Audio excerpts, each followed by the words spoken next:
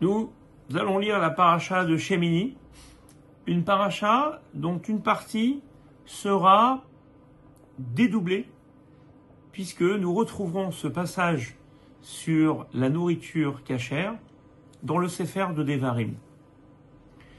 La question est de comprendre pourquoi ce passage a-t-il été répété. Il est bien connu que ce qui touche directement à notre neshama, à notre âme, eh bien c'est la nourriture. Qui a d'âme ou un nefesh, notre sang, c'est notre vie, c'est notre âme. Et lorsque on mange, on transforme ce que l'on mange est transformé et, bien entendu, est réintégré dans le sang. Et donc le sang étant l'âme, la nourriture touche directement l'âme. D'où l'importance de manger cachère. C'était tellement important que un jour on a demandé à un Rav Shach, on est venu le voir pour lui demander que doit-on faire lorsqu'on parle à un juif très éloigné. Est-ce qu'on lui parle de Shabbat? Est-ce qu'on lui parle de la pureté familiale? Est-ce qu'on lui parle des téphilines? Est-ce qu'on lui parle des bénédictions à faire? Et le Rav a dit, il faut commencer par la cacheroute. Manger cachère. Parce que manger cachère, c'est forcément avoir une sensibilité, acquérir une sensibilité vers le message qui nous est adressé.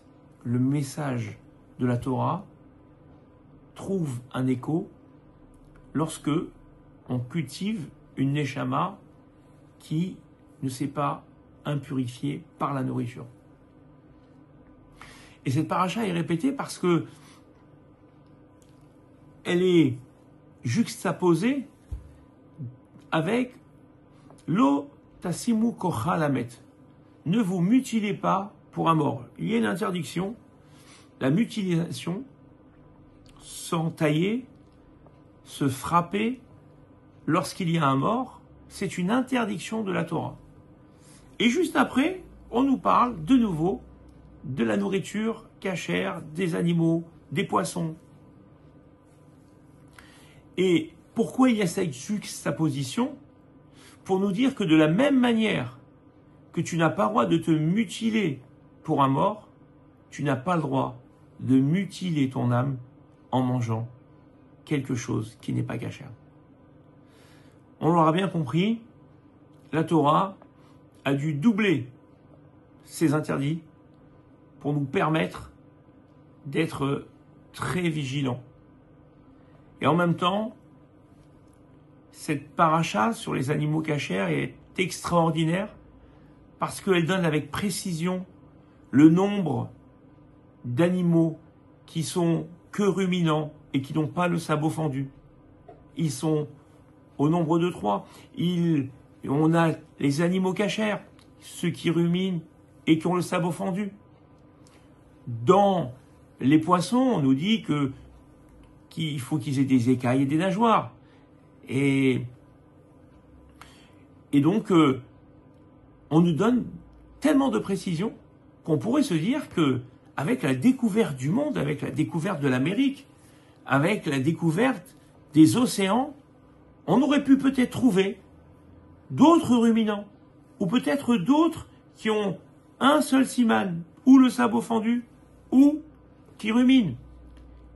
Eh bien, depuis que le monde est monde, depuis que la Torah a été donnée, on n'en a jamais retrouvé un seul.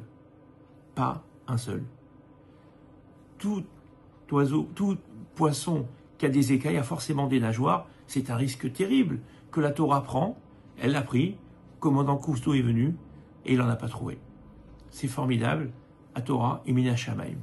Et pourquoi c'est cet exemple, entre autres, qui montre que la Torah, elle est vraiment Mina Shamaim, pour nous dire que la nourriture, c'est le central dans le judaïsme.